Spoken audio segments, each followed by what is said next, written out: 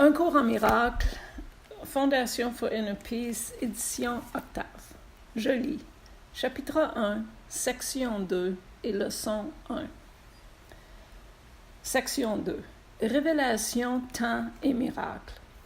La révélation induit une suspension complète mais temporaire du doute et de la peur. Elle reflète la forme originelle de communication entre Dieu et ses créations, qui implique le sentiment de création extrêmement personnel, parfois recherché dans les relations physiques. L'intimité physique ne peut l'atteindre. Toutefois, les miracles sont authentiquement interpersonnels et il en résulte une véritable intimité avec autrui. La révélation t'unit directement à Dieu.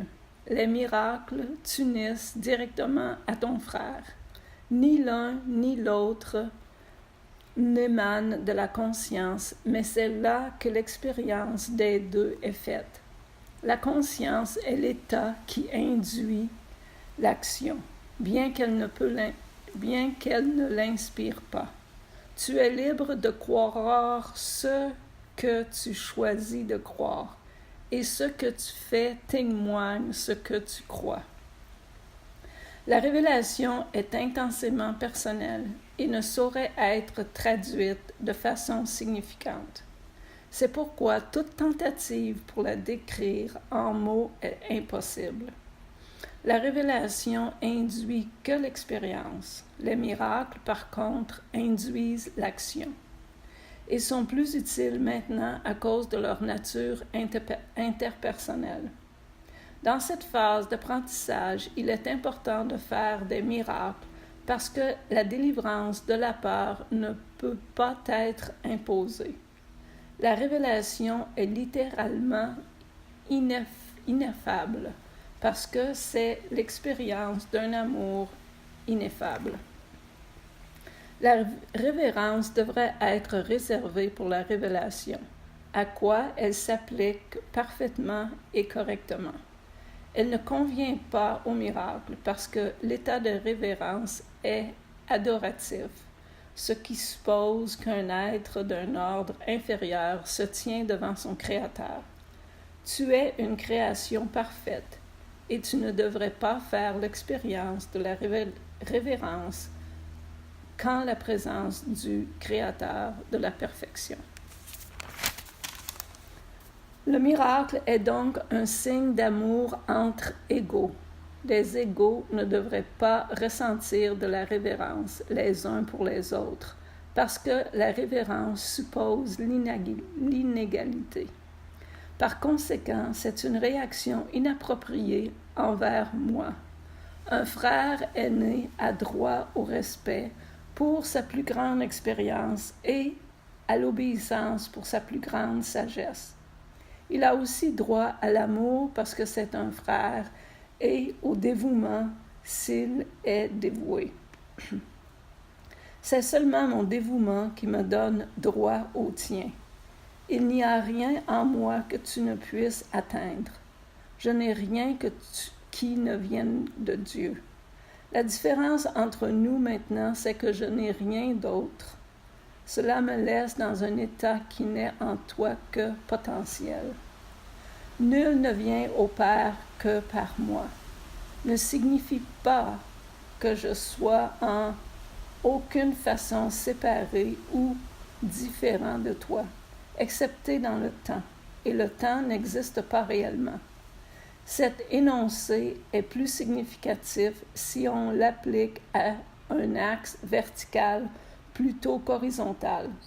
Tu te tiens au-dessous de moi et je me tiens au-dessous de Dieu. Dans le processus d'ascension, je suis plus haut parce que sans moi, la distance entre Dieu et l'homme serait trop grande pour que tu puisses l'embrasser. Je comble la distance comme ton frère aîné d'une part, et de l'autre comme un fils de Dieu. Mon dévouement pour mes frères m'a mis en charge de la fidélité, que je rends complète parce que je la partage. Cela peut paraître contredire l'énoncé. Moi et le Père, nous sommes un. Mais il y a deux parties à cet énoncé, en reconnaissance du fait que le Père est plus grand. Les révélations sont indirectement inspirées par moi parce que je suis proche du Saint-Esprit, tout en étant attentif au moment où mes frères sont prêts pour la révélation. Je peux ainsi leur apporter d'en haut plus qu'ils ne peuvent attirer vers eux-mêmes d'en haut. Le Saint-Esprit est le médiateur de la communication supérieure à inférieure, gardant ouvert pour la révélation le canal direct de Dieu à toi. La révélation n'est pas réciproque. Elle va de Dieu à toi, mais point de toi à Dieu. Le miracle minimise le besoin de temps, sur le plan longitudinal ou horizontal. La reconnaissance de l'égalité de tous les membres de la fialité semble comporter un temps presque interminable. Toutefois, le miracle entraîne un passage soudain de la perception horizontale à la verticale. Cela introduit un intervalle d'où le donneur et le receveur émergent tous deux plus loin dans le temps qu'il n'en aurait été autrement. Le miracle a ainsi la propriété unique d'abolir le temps dans la mesure où il rend non nécessaire l'intervalle de temps qu'il couvre. Il n'y a aucune relation entre le temps que prend un miracle et le temps qu'il couvre. Le miracle se substitue à un apprentissage qui aurait pu prendre des milliers d'années. Il le fait par la reconnaissance sous-jacente de la parfaite égalité du donneur et du receveur, sur laquelle le miracle repose. Le miracle raccourcit le temps en le comprimant, éliminant ainsi certains intervalles à l'intérieur. Il le fait toutefois à l'intérieur du plus vaste déroulement temporel. Et maintenant, chapitre 1. Première partie, chapitre 1. Rien de ce que je vois dans cette pièce, dans cette rue, de cette fenêtre, dans ce lieu, ne signifie quoi que ce soit. Maintenant, regarde lentement autour de toi et exerce-toi à appliquer cette idée très concrètement à tout ce que tu vois. Cette table ne signifie rien. Cette chaise ne signifie rien. Cette main ne signifie rien. Ce pied ne signifie rien. Ce stylo ne signifie rien.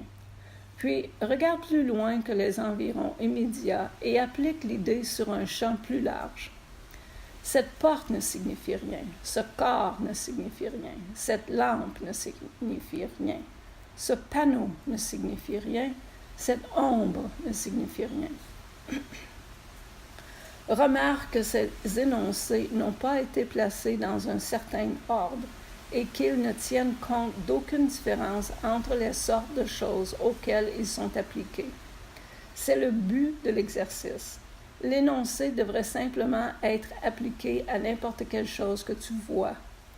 Quand tu répètes l'idée du jour, utilise-la sans la moindre discrimination. Ne tente pas de l'appliquer à tout ce que tu vois, car ces exercices ne devraient pas devenir ritualistes. Seulement assure-toi que rien de ce que tu vois n'est exclu expressément. Une chose est comme une autre quand il s'agit d'appliquer l'idée.